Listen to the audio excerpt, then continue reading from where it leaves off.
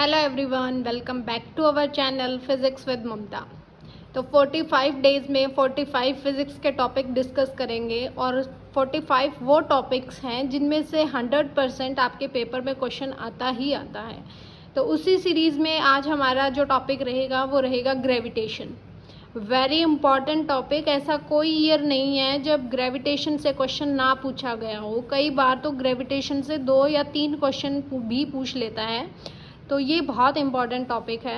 हम पहले उस टॉपिक को थोड़ा कैची पॉइंट्स में डिस्कस करेंगे कि क्या क्या फॉर्मूलेज आपको पता होने चाहिए, क्या क्या लॉज आपको पता होने चाहिए, फिर उन्हीं पे बेस्ड हम क्वेश्चंस भी करेंगे आज।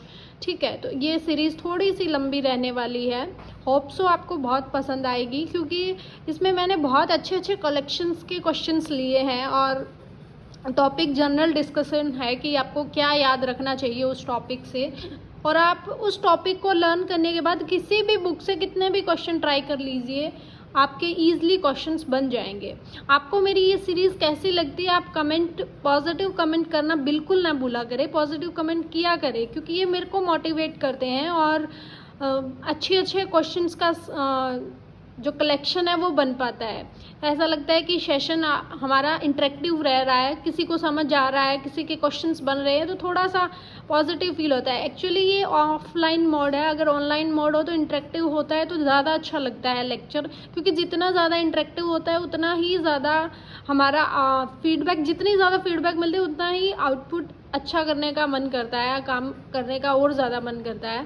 तो ये इंटरेक्टिव सिर्फ कमेंट्स की फॉर्म में ही बन सकता है, क्योंकि मैं वीडियो अपलोड्स कर रही हूँ। तो आपको कमेंट में ज़रूर बताया करें कि मैम कैसा रिव्यू है इस सेशन का और कैसी आपको वीडियोस लग रही है ना, और कैसे कैसे आपके क्वेश्चंस बन रहे हैं, नहीं बन रहे हैं, कोई डाउट है तो आप कमेंट में ज़रूर डिस्कस किया करें। ठीक है, क्योंकि तभी हमारी क्लास और ये सेशन इंटरेक्टिव और यूज़फुल बन पाएगा। तो आज हम डिस्कस करते हैं ग्रेविटेशन।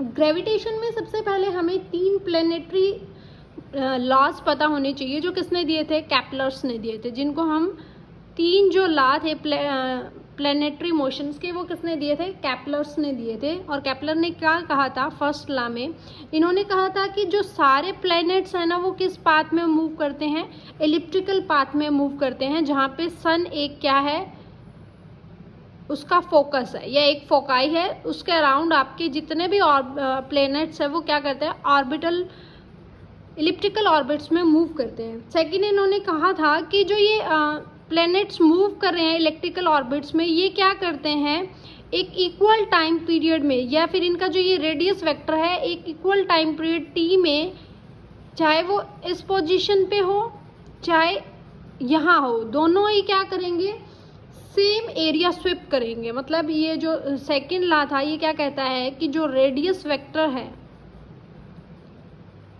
जो मैंने ड्रॉन किया है from the sun to planet,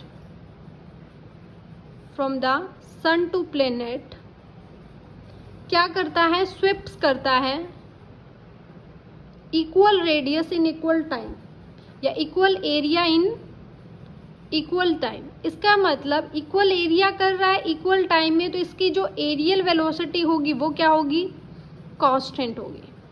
इसकी जो एरियल वेलोसिटी होगी वो क्या रहेगी, कांस्टेंट रहेगी। इसको, इस सेकेंड लॉ को लॉ ऑफ एरियाज भी बोल सकते हैं हम, कांस्टेंट एरियाज इसका सेकेंड नेम भी हम बोल सकते हैं। इसमें हमारे पास कंजर्व कौन रहता है, एंगुलर मोमेंटम, कि आपका जो एरियल वेलोसिटी है वो किस पे, जो एंगुलर मोमेंटम है वो एरियल वेलोसिटी पर डिपेंड करेगा, और एरियल वेलोसिटी क्या है, कांस्टेंट है, तो एंगुलर मोमेंटम भी उसका क्या रहेगा, कंजर्व रहेगा। जब भी हम रोटेटिंग बॉडीज़ की बात करते हैं तो वहाँ पे हम एंगुलर मोमेंटम की बात करते हैं।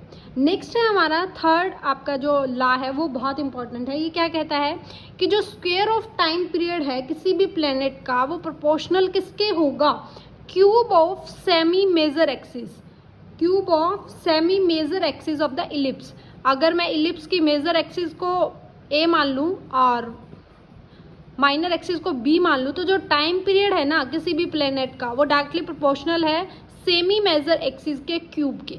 तो ये तीनों लॉ केपलर्स ने दिए थे। Very important is the second law, third law भी इंपॉर्टेंट है। और फर्स्ट लॉ में इसने क्या कहा था कि जितने भी प्लैनेट्स हैं वो किस पाथ में मूव कर रहे हैं, एलिप्टिकल पाथ में मूव कर रहे हैं, जहाँ पे सन क्या है, एक फोकाई है। इसके बाद हमारे पास आया था न्यूटन लॉ ऑफ ग्रेविटेशन, जिन्होंने क्या कहा था कि कोई भी दो बॉडीज जिनका कुछ ना कुछ मास है, उनके बीच में एक फोर्स लगेगा जिसे हम फोर्स ऑफ ग्रेविटेशन बोलेंगे।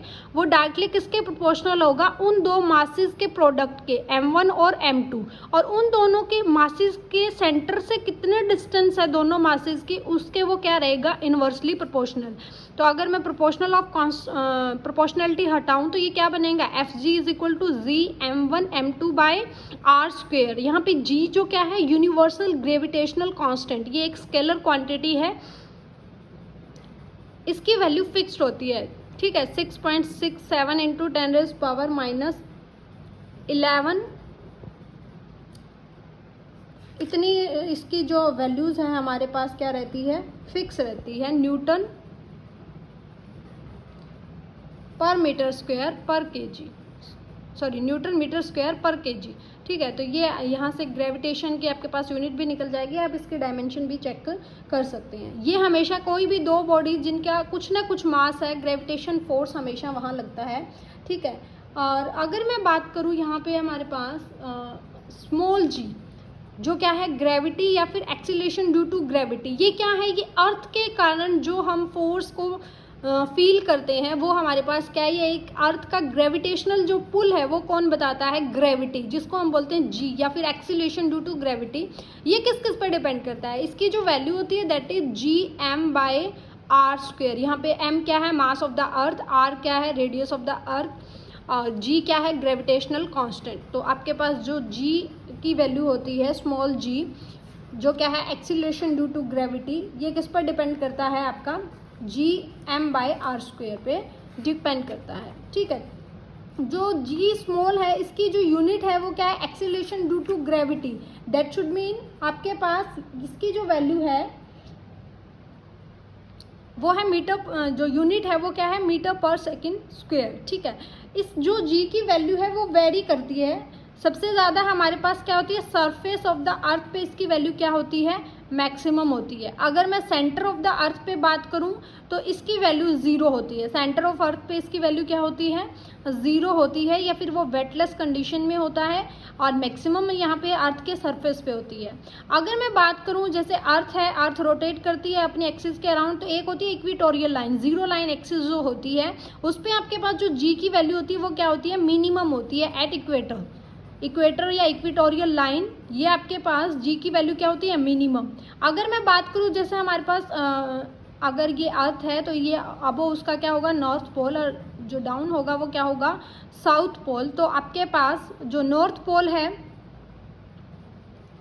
या फिर साउथ पोल है, पोल्स पे जो जी की वैल्यू होगी वो क्या होगी, मैक्सिमम होगी। इसका मतलब इक्वेटोरियल से अगर आप पोल की तरफ जाएंगे तो आपके पास जी की वैल्यू क्या होगी, बढ़ेगी, ठीक है। अगर मैं बात करूँ किसी भी एटीट्यूड्स की, माउंटेन्स पे, तो जी की वैल्यू क्या रहेगी, तो जी का जो चेंज है वो किसके इक्वल होता है, g dash g 1 minus 2h by R लिख सकते हो, या फिर g dash is equal to g by 1 plus h by R का स्क्वेयर। एक्चुअली इसी का बाइनोमियल एक्सपेंशन है। For lower values of h you can use this one, g dash is equal to g 1 minus 2h by are, और higher values of comparable to R के जब आपको height दी जाती है तो आप यूज़ कर सकते हैं g dash is equal to g by 1 plus h by are.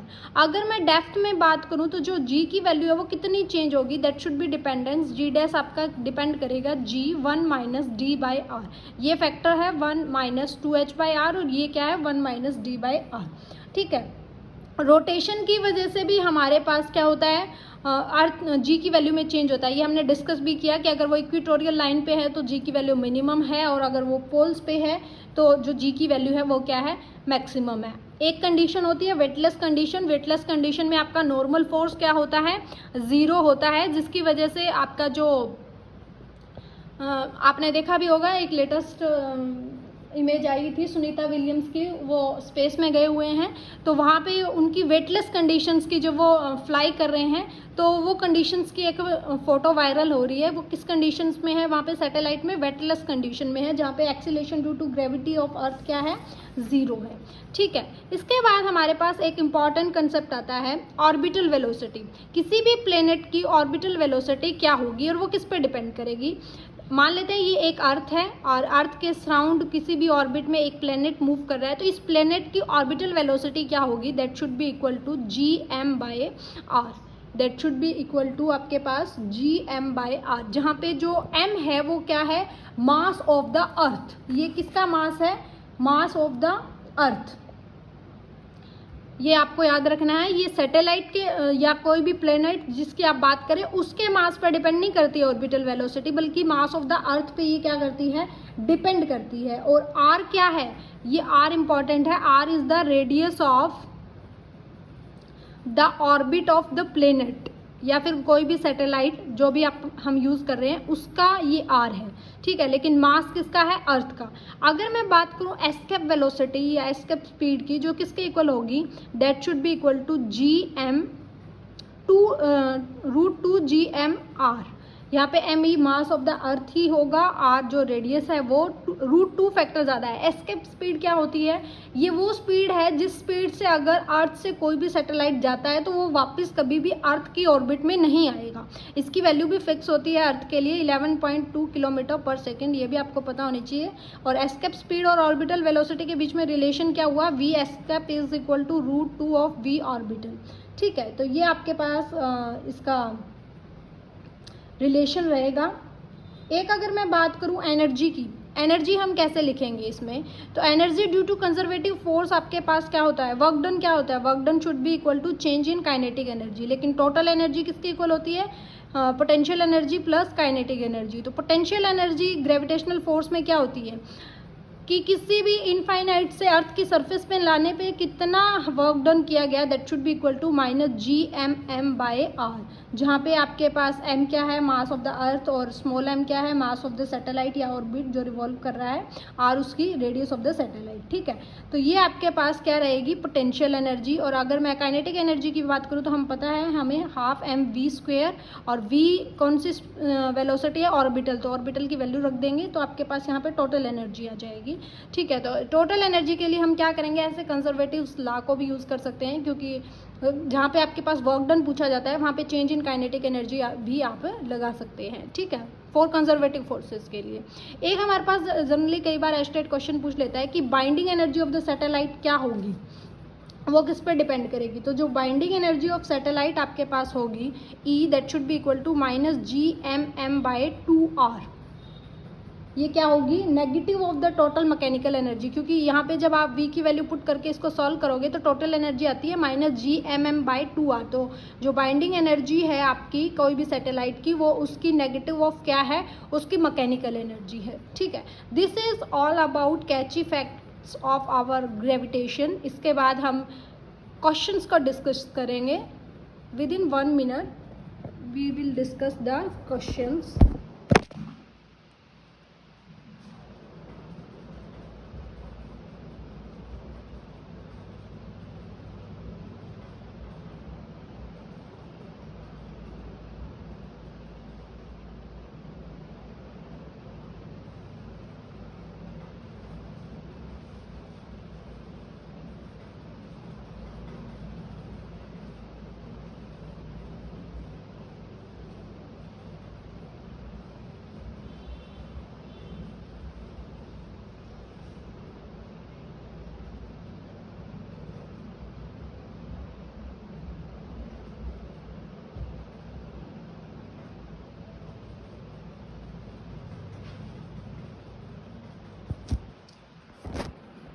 तो क्वेश्चंस का डिस्कशन शुरू करते हैं हम। फर्स्ट क्वेश्चन है आपके पास, which of the following quantity remains constant in a planetary motion as seen from the sun. तो कौन सी क्वांटिटी कांस्टेंट रहती है? तो मैंने ये सेकंड लॉ कैपलर्स का डिस्कस किया, तो मैंने आपको बताया भी था कि आपके पास एरियल वेलोसिटी क्या रहती है? कांस्टेंट रहती है। और एरियल वेलोसिटी के कांस्टेंट रहने से एंगुलर मोमेंटम उसका क्या रहता है? कांस्टेंट रहता है। तो इस क्वेश्चन का जो आंसर रहेगा that should be fourth option. ठीक है, नेक्स्ट है हमारे पास question number 2। If two satellites A and B move around the earth in a same orbit, same orbit में मूव कर रहे हैं अराउंड द अर्थ, और मास बी का ट्वाइस है mass of the A, mass B जो प्लेनेट है उसका ट्वाइस है then the mass of A planet, तो कौन इक्वल होगा? Speeds of A and B are equal, बिल्कुल। जो ऑर्बिटल वेलोसिटी है दोनों की अराउंड द अर्थ वो क्या होती है? G mass of the earth over radius. तो इसमें तो मास ऑफ प्लेनेट का रोल ही नहीं है और दोनों इक्वल एक ही ऑर्बिट्स में मूव करें तो दोनों की जो ऑर्बिटल स्पीड होगी वो क्या होगी? इक्वल होगी। तो इसका मतलब इसका फर्स्ट ऑप्शन ही आपका करेक्ट रहेगा। अगर हम सेकेंड ऑप्शन की बात करें तो potential energy of earth plus earth on A is same as that of B. तो पोटेंशियल एनर्जी डिपेंड करती है मास ऑफ द प्लेनेट पे, तो मास ऑफ द प्लेनेट दोनों का डिफर है तो इसका मतलब दोनों की पोटेंशियल एनर्जी डिफर होगी। सेम काइनेटिक एनर्जी भी मास ऑफ द प्लेनेट पे डिपेंड करती है तो वो भी डिफर होगी। जब काइनेटिक एनर्जी और पोटेंशियल एनर्जी ही दोनों की अलग अलग है तो टोटल एनर्जी भी दोनों की क्या होगी? अलग अलग होगी। तो लेकिन इसने पूछा था कौन सी सेम है ना, तो आपके पास कौन सी स्टेटमेंट करेक्ट है? तो स्पीड ए और बी की स्पीड जो क्या होगी? सेम होगी। ठीक है, नेक्स्ट अगर मैं बात करूँ क्वेश्चन नंबर 3, ऐसे क्वेश्चन बहुत पूछता है एस्टेड कि एक पार्टिकल है जिसको मैंने एट अ डिस्टेंस आर पे रखा हुआ है अबोव द अर्थ सरफेस, तो वो क्या मिनिमम स्पीड होगी जिससे इसको प्रोजेक्ट करे और ये वापस ना आए? तो आपके पास इसने वैसे तो आपको समझ आ गया होगा कि इसने क्या पूछा है, the minimum speed with which it would be projected, कि वो मिनिमम स्पीड क्या होगी जिससे इसको ऐसे प्रोजेक्ट करे कि ये वापस कभी भी अर्थ के ऑर्बिट में ना आए। तो ये किसकी आपके पास डेफिनेशन थी? दैट इज एस्केप स्पीड की आपके पास डेफिनेशन थी और मैंने एस्केप स्पीड का आपको फॉर्मूला बताया था √2g r, और इसको ऐसे भी लिख सकते हैं g की जगह g क्या होता है? gm/r², तो ये क्या होगा? gm/r। ये आपके पास क्या बनेगा? Escape speed. लेकिन यहाँ पे एक बात इसने और कही है कि जो पार्टिकल है ना वो अर्थ की सरफेस पे नहीं है, वो कहाँ है? That should be on the above, कितनी हाइट, जितनी उसकी रेडियस है, उस एक तो रेडियस है सरफेस तक और सरफेस से आर रेडियस की हाइट पे वो क्या है? सैटेलाइट है। तो मतलब सेंटर से सेंटर की डिस्टेंस आपके पास आर की वैल्यू क्या हो गई? That should be equal to, जैसे अगर हम लिखें वी एस्केप लिख सकती हूँ मैं √2gm/r। आर क्या थी? सेंटर से उस सैटेलाइट की डिस्टेंस। तो यहाँ पे सेंटर से अर्थ के सेंटर से सैटेलाइट की डिस्टेंस कितनी होगी? 2r। तो ये क्या बनेगा? √r की जगह इफेक्टिव r लिख सकती हूँ मैं, तो ये क्या आएगा? 2gm/2r। तो 2 से 2 कैंसिल हो गया तो ये क्या बनेगा? √gm/r 3। ये जो थर्ड ऑप्शन होगा वो करेक्ट होगा। जनरली हम क्या करते हैं कि एक्साइटमेंट में भाई ये पूछा, एस्केप स्पीड पूछा है तो आप फोर्थ ऑप्शन पे चले जाते हैं और ये गलत हो जाएगा। हमें पहले जो फर्स्ट लाइन है उसमें ट्रिक ये दी गई है कि पार्टिकल कहाँ है, क्योंकि जो ये आर है वो एग्जैक्ट क्या डिस्टेंस है? ये सेंटर ऑफ द अर्थ से उस प्लेनेट, उस सैटेलाइट की डिस्टेंस होती है। तो इसकी जो डिस्टेंस है इस क्वेश्चन के अकॉर्डिंग क्या है? 2r है। तो उस हिसाब से ही हमें क्वेश्चन को सॉल्व करना होगा। यही बस कंसेप्ट रहता है फिजिक्स में।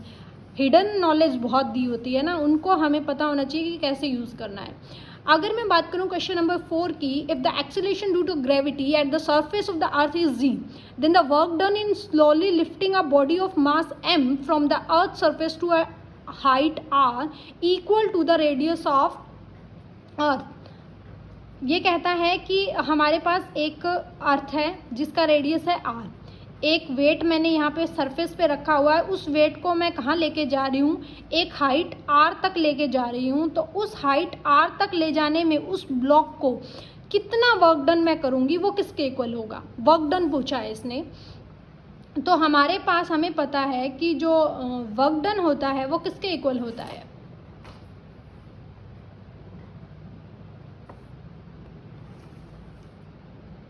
इस केस में अगर मैं बात करूं कि जो एक्सेलरेशन ड्यू टू ग्रेविटी है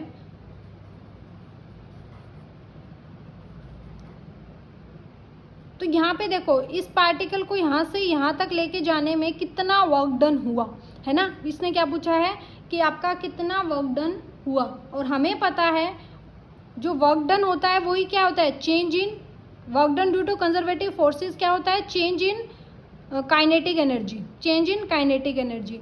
तो अगर मैं चेंज इन काइनेटिक एनर्जी की बात करूं तो आर सरफेस से का जो अर्थ जो हाइट है वो आर है सरफेस से, तो हमारे पास जो काइनेटिक एनर्जी होगी वो क्या होगी, एम वी एस्केप स्पीड के स्क्वायर के इक्वल होगी। तो वो हमारे पास क्या होगी, 1/2 एम, एस्केप स्पीड क्या होगी, √2gr का स्क्वायर। तो ये क्या बनेगा, mgr। तो कितना वर्क डन होगा अर्थ का, that should be equal to mgr। जो ऑप्शन थर्ड है वो आपका क्या रहेगा, करेक्ट रहेगा। नेक्स्ट अगर मैं बात करूँ question number 5, very important question. ये क्या कहता है कि ई वी और ई के बीच में ग्रेविटेशनल पोटेंशियल और ग्रेविटेशनल फील्ड के वी क्या है, ग्रेविटेशनल पोटेंशियल, और ई है gravitational field at a distance r from the centre of a uniform spherical shell. ठीक है, तो कंसीडर करनी है फॉलोइंग स्टेटमेंट्स की कौन सी स्टेटमेंट्स करेक्ट होगी। The plot of v against r is discontinuous, the plot of v against जो e against r है वो क्या है, डिसकॉन्टिन्यूस। तो ये कंसेप्ट मैंने आपको नहीं बताया, यही इस क्वेश्चन के अकॉर्डिंग ही बता देती हूँ कि हमारे पास अगर यूनिफॉर्म स्फेरिकल शेल है तो हमें पता है सेंटर में उसका डेंसिटी क्या होगा, 0। टोटल मास जो होगा वो क्या होगा, सरफेस पे प्रेजेंट होगा। इसका मतलब इसका जो इलेक्ट्रिक फील्ड है,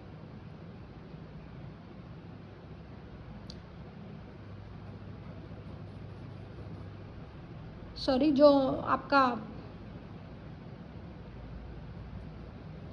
हाँ इलेक्ट्रिक फील्ड और पोटेंशियल के बीच में पूछा है ना, तो इलेक्ट्रिक फील्ड इसका इनसाइड क्या होगा, 0, क्योंकि इसकी डेंसिटी 0 है। अगर मैं बात करूँ सरफेस पे तो वो क्या होगा, gm/r²। और अगर मैं इसकी बात करूँ सराउंडिंग में कोई भी मैं पी पॉइंट ले रही हूँ जिसके डिस्टेंस सेंटर से यहाँ तक की r है, तो आपके पास जो इलेक्ट्रिक फील्ड होगा that should be equal to gm/r²। ठीक है, अगर इसी में मैं पोटेंशियल की बात करूँ तो हमें वैसे पता भी है पोटेंशियल क्या होता है, electric field curl of electric field 0 होता है। तो हम इलेक्ट्रिक फील्ड को in terms of a gradient scalar लिख सकते हैं, तो ग्रेडियंट ऑफ v की फॉर्म में लिख सकते हैं। इसका मतलब अगर आपका इलेक्ट्रिक फील्ड 0 है तो जो आपका पोटेंशियल होगा वो क्या होगा, कुछ ना कुछ कांस्टेंट वैल्यू देगा, और ये कांस्टेंट वैल्यू किसके इक्वल होती है, gm/r के इक्वल होती है। अगर मैं पोटेंशियल v एट सरफेस पे बात करूं तो ये भी gm/r के इक्वल होती है। आप कर भी सकते हो कि इलेक्ट्रिक फील्ड E.dl जो है आपका, या E.dr का इंटीग्रेशन आपके पास क्या बनेगा, पोटेंशियल बनेगा। तो E की वैल्यू पुट करके आप dr से इंटीग्रेट करोगे तो ये यही बनेगा, -gm, माइनस आता है इसमें -gm/r, नेगेटिव साइन अगर हम छोड़ दें सिर्फ मैग्नीट्यूड की बात करें तो ये क्या बनेगा, vgm/r। अगर मैं ये आउटसाइड द सरफेस की बात करूँ या फिर जो होलो स्फेरिकल सेल है उससे आउटसाइड की अगर मैं बात करूँ तो ये डिपेंड करता है gm/r, -gm/r होता है। तो ये आपके पास पोटेंशियल होगा। अगर मैं इसका ग्राफ बनाऊँ, अगर मैं इलेक्ट्रिक फील्ड और r के बीच का ग्राफ बनाऊं तो देखो इनसाइड क्या है, 0, तो कुछ टर्म तक ये 0 रहेगा। एक टर्म आएगी सरफेस की, surface of the hollow uniform spherical shell पे ये क्या रहेगा, constant, that should B gm/r²। और इसके बाद ये क्या करेगा, इन्वर्सली प्रोपोर्शनल टू 1/r² से डिक्रीज करेगा। ठीक है, तो इसका मतलब यहाँ पे क्या है, डिसकॉन्टिन्यूटी। तो ई का जो आपका ग्राफ है आर के विद रिस्पेक्ट वो क्या है, डिसकॉन्टिन्यूअस, ये क्या है, डिसकॉन्टिन्यूअस। और अगर मैं बात करूँ v के ग्राफ की तो v का ग्राफ शुरू में आपके पास क्या है, कांस्टेंट वैल्यू दे रहा है, और कितने तक कांस्टेंट दे रहा है, सरफेस तक कांस्टेंट दे रहा है। ये वैल्यू सरफेस पे है और gm/r इसकी वैल्यू है। इसके बाद ये डिक्रीज कर रहा है -1/r के, इन्वर्सली प्रोपोर्शनल है ना 1/r के, तो ये भी क्या कर रहा है, डिक्रीज कर रहा है। ये थोड़ा ज़्यादा शार्पली डिक्रीज कर रहा है, ये थोड़ा लेस शार्पली डिक्रीज कर रहा है। तो यहाँ पे देखो ये जो ग्राफ है यहाँ से चला, इसके बाद ये चलता ही जा रहा है, तो मतलब ये क्या है, कॉन्टिन्यूस ग्राफ है। तो जो v का ग्राफ है अगेंस्ट r वो तो रहेगा कॉन्टिन्यूस, और e का जो ग्राफ है r के विद रिस्पेक्ट टू ये क्या रहेगा, डिसकॉन्टिन्यूस। किस केस में, that is uniform spherical shell. ठीक है, तो इसका ऑप्शन कौन सा करेक्ट रहेगा आपके पास, ऑप्शन ए क्या है, इनकरेक्ट है, क्योंकि v का ग्राफ कॉन्टिन्यूस है जबकि e क्या है, सही है। तो सेकंड स्टेटमेंट ठीक होगी और ए रॉन्ग होगी। तो थर्ड ऑप्शन होगा। ऐसे क्वेश्चंस आजकल ट्रेंड में है कि स्टेटमेंट बेस्ड क्वेश्चंस पूछे जा रहे हैं, तो मैंने ये क्वेश्चन भी लिया है इस तरीके से। मैंने यहाँ पे यूनिफॉर्म स्फेरिकल शेल लिया है, हो सकता है वो अगली बार आपसे यूनिफॉर्म सॉलिड स्फीयर का पूछ ले। तो हमें पता है सॉलिड स्फीयर में इनसाइड इलेक्ट्रिक फील्ड जीरो नहीं होता है, वो डिपेंड करता है। और वो किस पे डिपेंड करता है? That should be equal to, अगर मैं बात करूँ ई इनसाइड जो होगा in case of solid sphere, जो किसके इक्वल होगा? माइनस जी एम बाय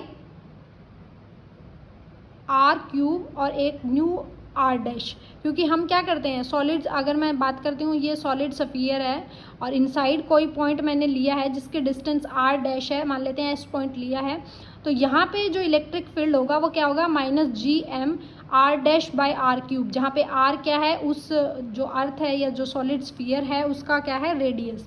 तो इसका मतलब ये लीनियरली डिपेंड कर रहा है। तो अगर मैं इसका ग्राफ बनाती हूँ तो ये क्या करेगा? लीनियरली क्या करेगा? आपका इंक्रीज करेगा और फिर क्या करेगा? मैक्सिमम वैल्यू रीच करेगा सरफेस पे और फिर डिक्रीज करेगा। तो इसका मतलब इस केस में ई भी कॉन्टिन्यूस होगा और वी भी क्या होगा? कॉन्टिन्यूस होगा। तो सॉलिड स्फीयर के केस में ई भी कॉन्टिन्यूस होता है और वी भी कॉन्टिन्यूस होता है। तो इसी एक क्वेश्चन में हमने दो क्वेश्चन डिस्कस कर लिए हैं। नेक्स्ट है हमारे पास question number 6। The time period of the earth satellite in a circular orbit is. Time period इसने पूछा है, टाइम पीरियड होता क्या है? That should be equal to distance over v orbital velocity. और डिस्टेंस सर्कुलर ऑर्बिट में कितना move करेगी? जितनी उसकी सर्कमस्टेंसेज है, that is 2 pi R. V output जो वी ऑर्बिटल है वो वी ऑर्बिट किस पर डिपेंड करती है? 2 पाई आर। अगर आर मैं मान लूँ उस सर्कुलर पाथ की रेडियस है, तो ऑर्बिटल वेलोसिटी क्या आ गई? Root G M by r. तो ये डिपेंड करेगा, देखो मास पे भी डिपेंड कर रहा है, रेडियस पे भी डिपेंड कर रहा है, लेकिन ये मास किसका है? That is the mass of the अर्थ, है ना, क्योंकि अर्थ सैटेलाइट है। अर्थ जैसे अगर मैं इसका रिप्रेजेंटेशन बनाऊं तो ये मेरे पास अर्थ है और ये इसके अराउंड एक सर्कुलर ऑर्बिट है जिसमें क्या कर रहा है? प्लेनेट मूव कर रहा है। तो उस प्लेनेट की ऑर्बिटल वेलोसिटी किस पे डिपेंड करती है? ये डिपेंड करती है मास ऑफ द अर्थ पे। तो इंडिपेंडेंट किसके होगी? मास ऑफ द सैटेलाइट। तो ऑप्शन फर्स्ट आपका क्या रहेगा? करेक्ट रहेगा। नेक्स्ट है हमारे पास क्वेश्चन नंबर 7। ये फैक्चुअल क्वेश्चन है, कई बार फैक्चुअल क्वेश्चंस भी पूछ लिए जाते हैं। ये क्या कहता है कि एक सैटेलाइट है is to revolve around the sun in a circular orbit. R आपको गिवन है। At what should be this satellite is projected. किस स्पीड से इस सैटेलाइट को मैं क्या करूँ? प्रोजेक्ट करूँ कि तो जो टाइम पीरियड की वैल्यू है वो किसके इक्वल होगी? यहाँ पे आपको जी की भी वैल्यू गिवन है और आर की भी वैल्यू गिवन है। तो जैसे हमने यूज़ किया है कि आपके पास क्या क्या गिवन है? रेडियस गिवन है, दैट शुड बी 8000 किलोमीटर। और ये कह रहा है एक अर्थ है और एक प्लेनेट है जो मूव कर रहा है, ठीक है। तो इसका मतलब ये जो प्लेनेट मूव कर रहा है इस पे एक सेंट्रीपिटल फोर्स लग रहा है अंदर की तरफ, और जो बैलेंस किससे हो रहा है? उस ग्रेविटेशनल फोर्स से।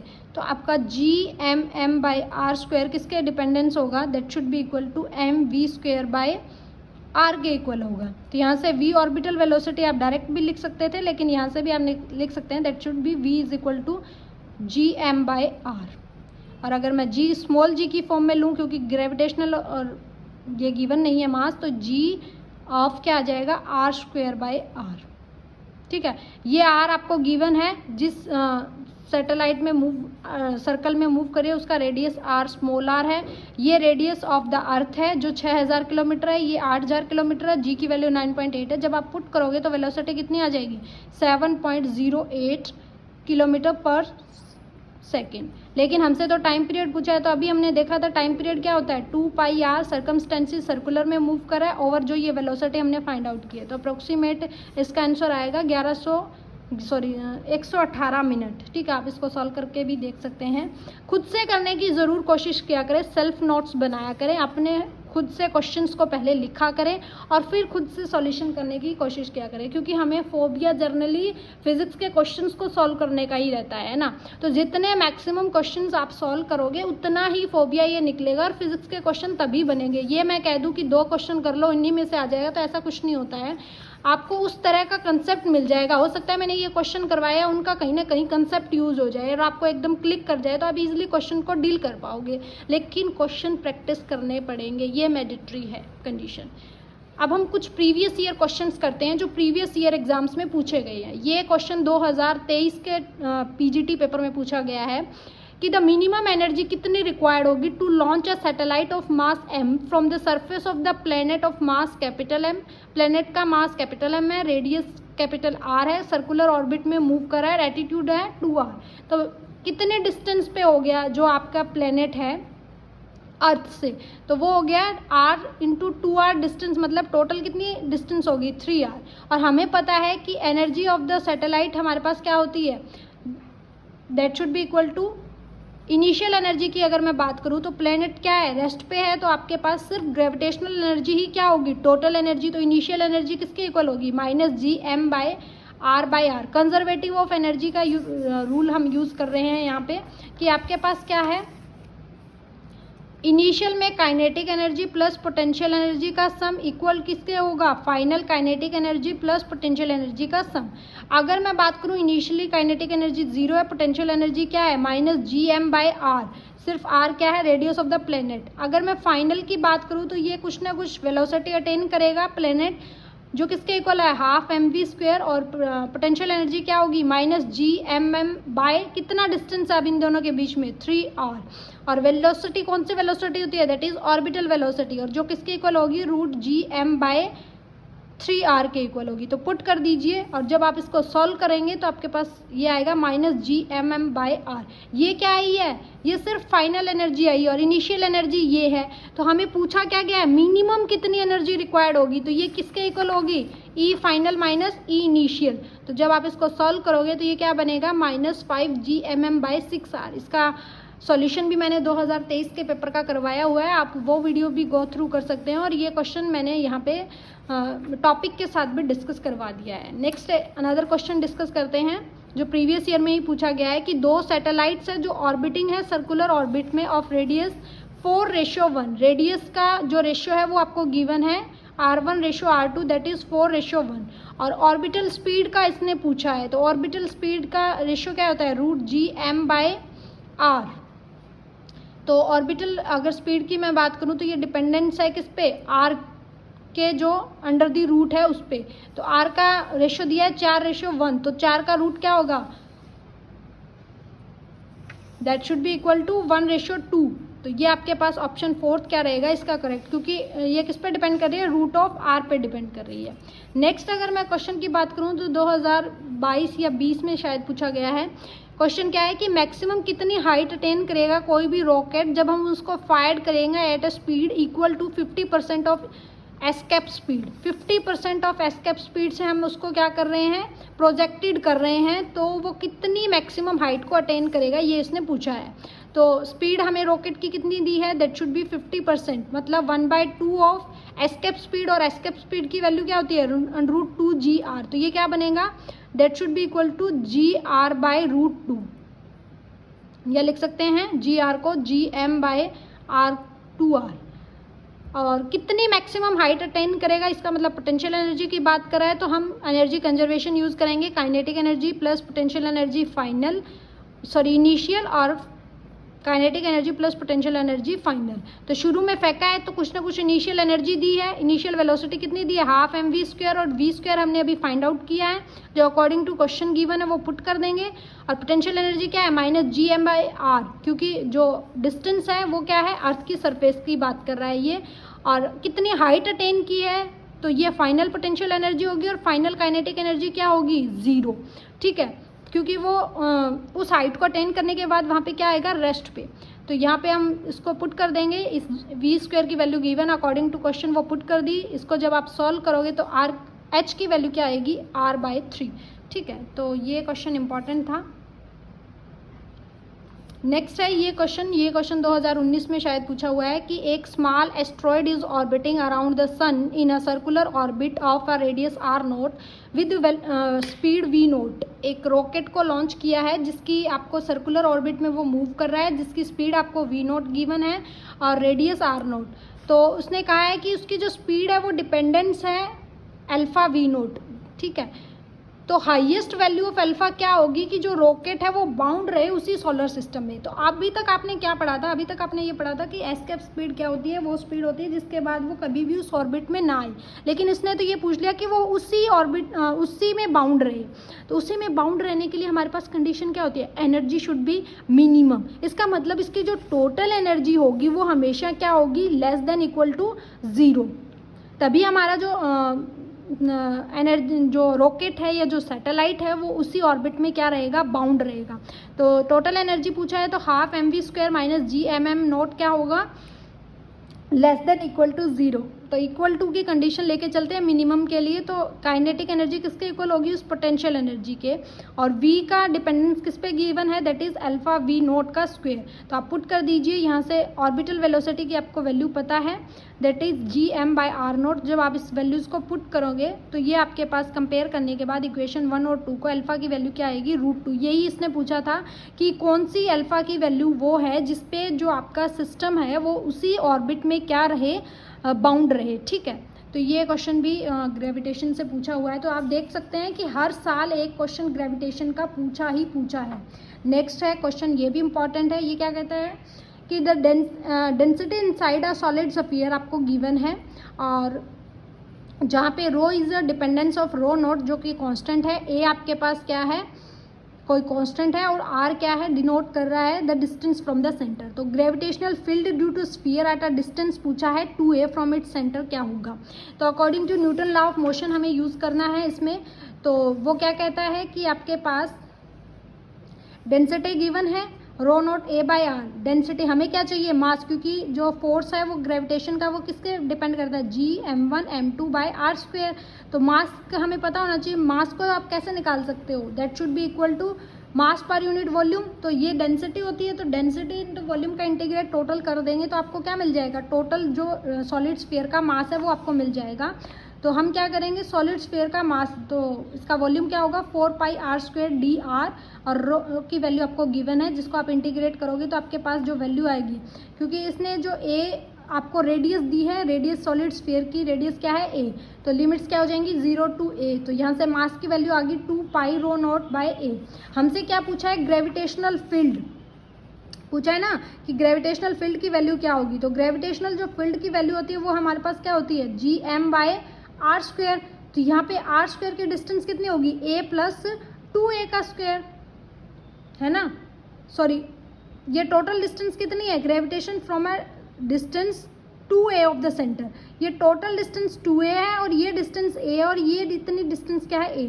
तो यहाँ पे क्या आएगा Gm/2a का स्क्वायर, और एक m की वैल्यू आपने फाइंड आउट कर ली, वो पुट कर दीजिए g और 2a का स्क्वायर। जब आप इसको सॉल्व करोगे तो ऑप्शन सेकेंड आपका क्या रहेगा, करेक्ट रहेगा।